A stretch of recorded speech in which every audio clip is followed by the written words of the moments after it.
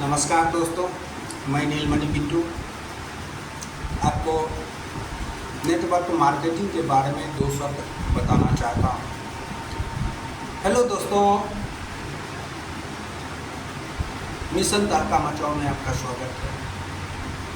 आज के इस सेशन में आज हम बात करने वाले हैं एक बहुत ही खूबसूरत बिजनेस मॉडल के बारे में, जिसका नाम है network marketing.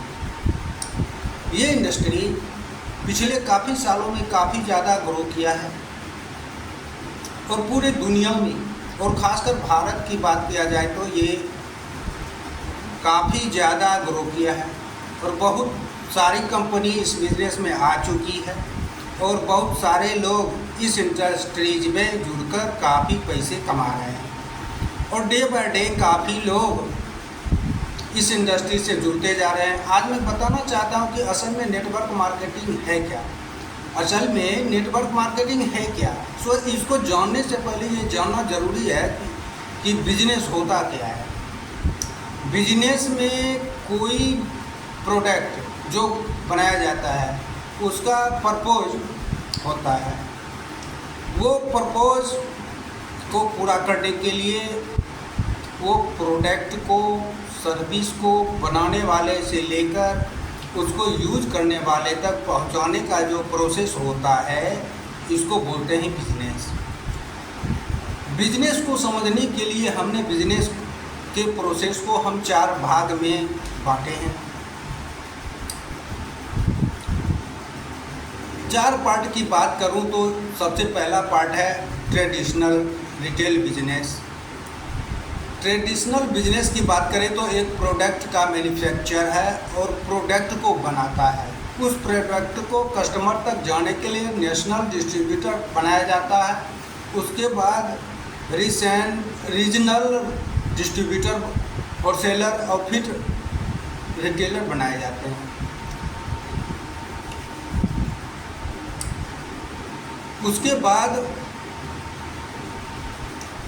Regional distributor, wholesaler और फिर रिटेलर बनाए जाते हैं और कम्युनिकेशन के द्वारा जैसे टीवी, रेडियो, न्यूज़पेपर, मैगजीन और बहुत सारे मीडिया प्लेटफॉर्म पर कम्युनिकेशन करके कस्टमर तक भेजा जाता है, जो टर्नओवर होती है।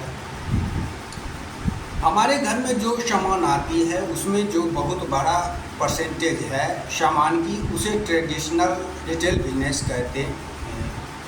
अब दूसरा है फ्रेंचाइजी मॉडल। फ्रेंचाइजी मॉडल की बात करें तो मैन्युफैक्चरर वो प्रोडक्ट बनाता है और उन प्रोडक्ट को बनाने का जो यूनिक प्रोसेस होता है वो कुछ लोगों को राइट अधिकार देता है। बिजनेस करने का जो प्रोसेस है, फ्रेंचाइजी का जो मालिक है, ओनर है, वो राइट पर बिजनेस करते हैं। बहुत सारे कंपनी हैं वो एक अधिकार देती है कि तुम यहाँ से यहाँ तक अपना बिजनेस कर सकते हो और वो प्रोडक्ट द्वारा कोई नहीं हमसे ले सकता है। जिसको लेना होगा वो आपसे ही प्रोडक्ट परचेज करेगा। जैसे फूड आइटम में मैकडोनाल्ड, पिज़्ज़ा हट आदि हैं। आदि जो पूरी ओनरशिप है वो लाइसेंस लेकर उसका रिटेल आउटलेट खोलते हैं और वहाँ पर प्रोडक्ट सेल किया जाता है। फ्रेंचाइजी मॉडल में भी कम्युनिकेशन के द्वारा जैसे TV, radio, newspaper, magazine, social media, बहुत सारे मीडिया प्लेटफॉर्म पर कम्युनिकेशन करके प्रोडक्ट को कस्टमर तक पहुँचाया जाता है। कस्टमर को आउटलेट पर पहुँचाया जाता है और उसे फ्रेंचाइजी मॉडल कहते हैं। अब तीसरा है ई कॉमर्स मॉडल। ये प्लेटफॉर्म जो है इंटरनेट पर बेस्ड होते हैं। वो वेबसाइट के द्वारा, ऐप्स के द्वारा चलाया जाता है। बहुत बड़े बड़े प्लेटफॉर्म बन चुके हैं इंडिया में और पूरे दुनिया में भी, जैसे अमेजॉन, फ्लिपकार्ट आदि हैं, जो प्रोडक्ट ईबे को डिस्प्ले पर शो करते हैं और लोग ऑनलाइन ही लोग बाई करते हैं। इनकी जो ट्रांजैक्शन है, पेमेंट है, जो ऑनलाइन ही होगी और कैश ऑन डिलीवरी भी होता है। ये कॉन्सेप्ट जो है ये घर बैठे प्रोडक्ट डिलीवरी हो जाते हैं कस्टमर को, और ये ऑनलाइन प्लेटफॉर्म है और कस्टमर ऑनलाइन ही इसको परचेज को सर्च करता है रहता है, और इसका प्रोसेस जो है ये ऑनलाइन ही होता है, बाय और सेलिंग का। और चौथा मॉडल है direct selling model. Direct selling model की बात करें तो ये इसके नाम से ही पता चलता है कि डायरेक्ट सेलिंग जो मैन्युफैक्चरर हैं वो किसी न किसी तरह डायरेक्ट कस्टमर तक पहुंच करके जो बिजनेस करता है उसको डायरेक्ट सेलिंग बिजनेस मॉडल कहते हैं।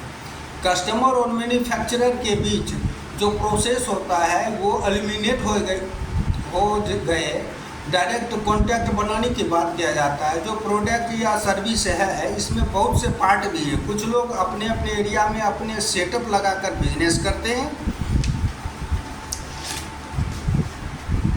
और डायरेक्ट सेलिंग बिजनेस मॉडल की बात करें तो यहाँ कंपनी जो है अपने प्रोडक्ट या अपना सर्विस को डायरेक्ट कंज्यूमर तक ले जाते हैं, और जो कंज्यूमर तक लेकर जाता है उसको बोलते हैं direct seller. Direct seller network marketing जो है वर्ड ऑफ माउथ के ऊपर चलता है। यहाँ कंपनी के प्रोडक्ट हैं और उनको कस्टमर के साथ जब शेयर किया जाता है तो उनको प्रोडक्ट का फीचर की बात जब किया जाता है, कस्टमर जब बाय करते हैं, यूज करते हैं और धीरे धीरे प्रोडक्ट का डिमांड करते हैं, यहाँ सबसे स्ट्रॉन्ग पॉइंट होता है वो रहा है वर्ड ऑफ माउथ का। ये तभी फैलता है जब प्रोडक्ट का आउटलेट अच्छी हो, क्वालिटी अच्छी हो।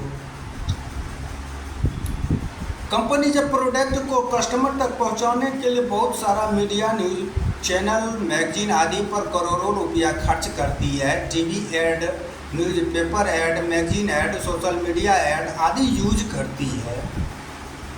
साथ ही कंपनी बहुत सारा channel, retailer, wholesaler, distributor आदि तक अपना मार्जिन शेयर करती है। ये जो डायरेक्ट सेलिंग कंपनी है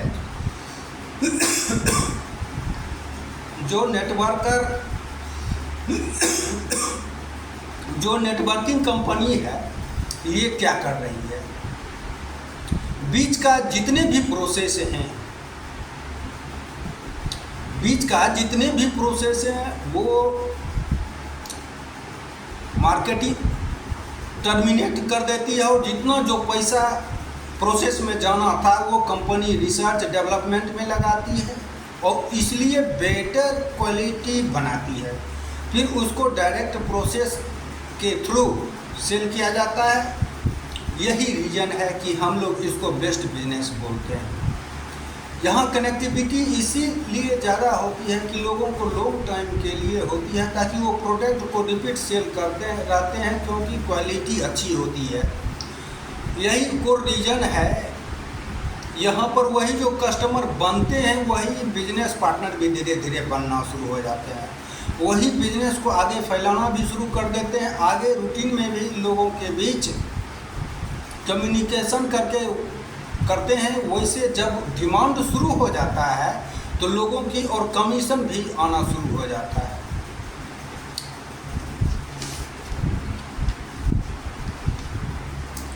और कमीशन भी आना लोगों को शुरू हो जाता है, क्योंकि प्रोसेस से आने पर जो खर्चा होता था डायरेक्ट सेलिंग में, लोगों को वही पैसा कमीशन के रूप में दे दिया जाता है, जिससे धीरे धीरे डायरेक्ट सेलर द्वारा बनना शुरू हो जाता है। धन्यवाद। वीडियो आपको कैसा लगा? अगर अच्छा लगे तो लाइक, शेयर और सब्सक्राइब जरूर करें। धन्यवाद।